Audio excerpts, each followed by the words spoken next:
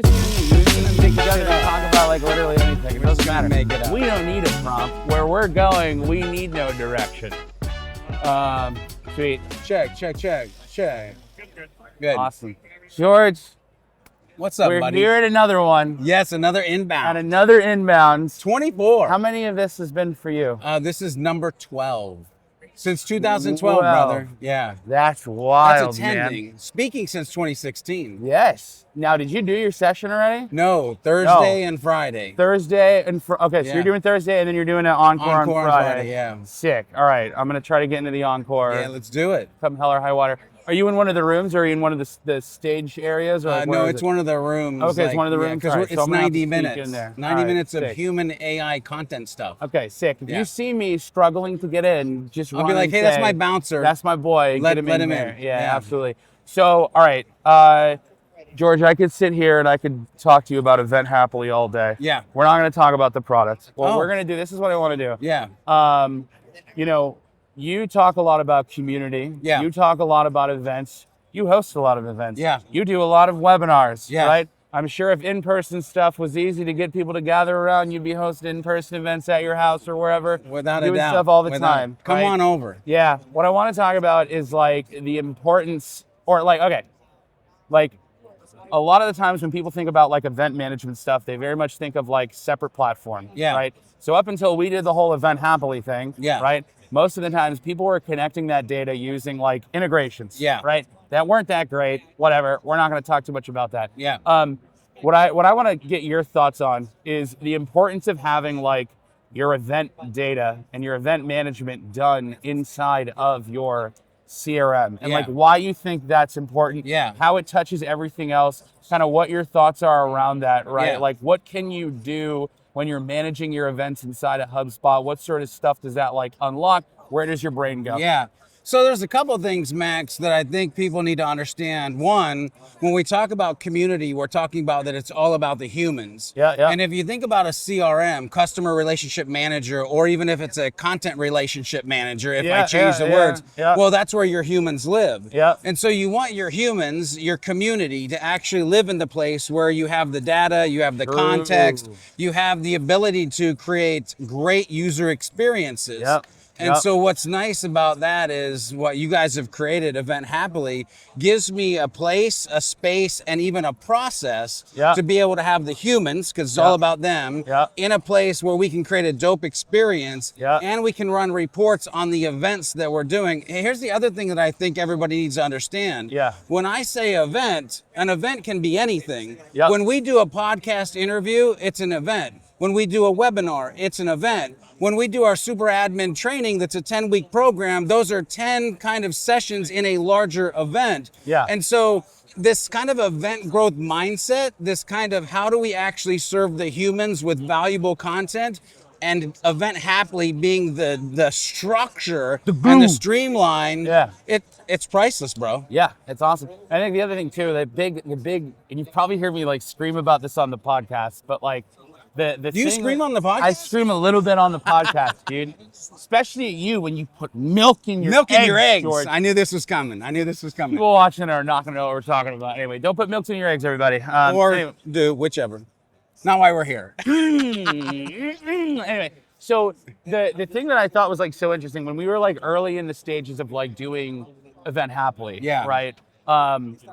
You know, I was trying to like wrestle with the fact of like, what are people gonna think about when it comes to like, why would you manage like your events out of your CRM? Right? There are event. Why wouldn't you? But go ahead. This is what I came to. Yeah.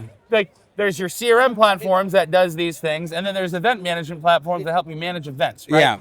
The really interesting thing to me is like, man, or like the aha moment was just like, dude, if events are core to your customer relationships, kind of makes sense to manage them out of your customer relationship management system. Without a doubt. It was that moment that I was just like, oh shit, like it makes a ton of sense that we're doing it this way. And it was almost kind of like accidental. I think like originally we were just like, well, we want ways to do like attendance tracking inside of HubSpot and stuff like that. But I think it kind of unlocked a bigger picture here, in that like so many companies that rely on doing these events and rely on things that are like event adjacent. Like, you know, you're doing your Sidekick super admin training Yep. stuff, which I want you to talk about in a minute and stuff like that.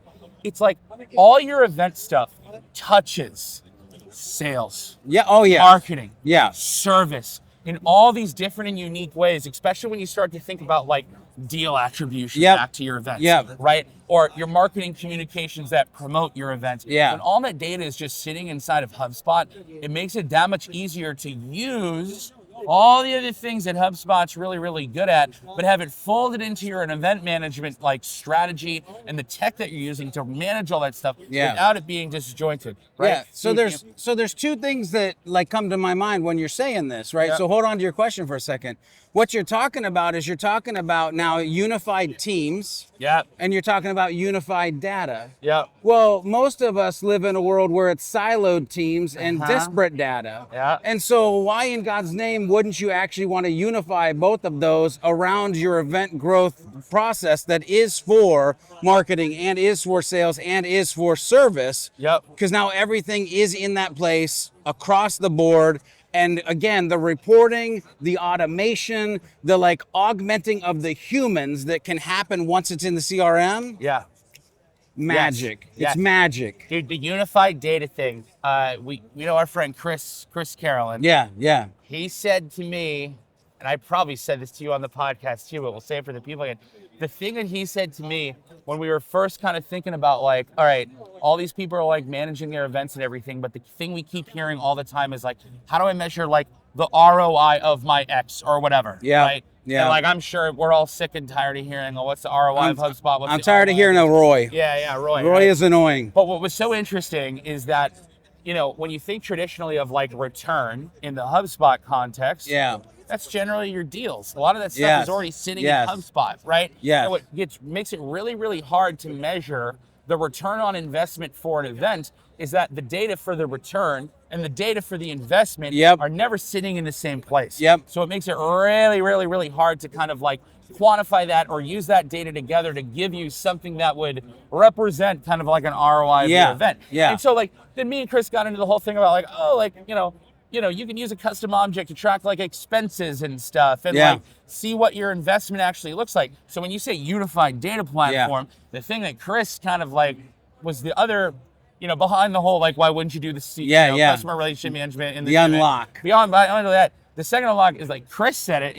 He's like, dude, imagine how easy it is to measure ROI when the R and the I are sitting in the same exact place. That's it. Right? That's it. And so like the unified data story is also so important in that because it's like, man, if you can, this is a really good example, get out of the spreadsheet, dude. While a lot of people have done a really good job at getting out of the spreadsheet for their contacts, their deals, their companies, their tickets, dude, I can't even tell you how many people still got the big, gnarly, nasty monster from the deep spreadsheet when it comes to their event stuff. Yeah, which is crazy to me because when we're having this conversation, and of course we use the word CRM, but what we need to realize when we're talking about CRM and the customer or the content or the event management relationship manager, we have to realize at the end of the day, there's the event that has a contact associated it, and then there's the deal associated with the contact.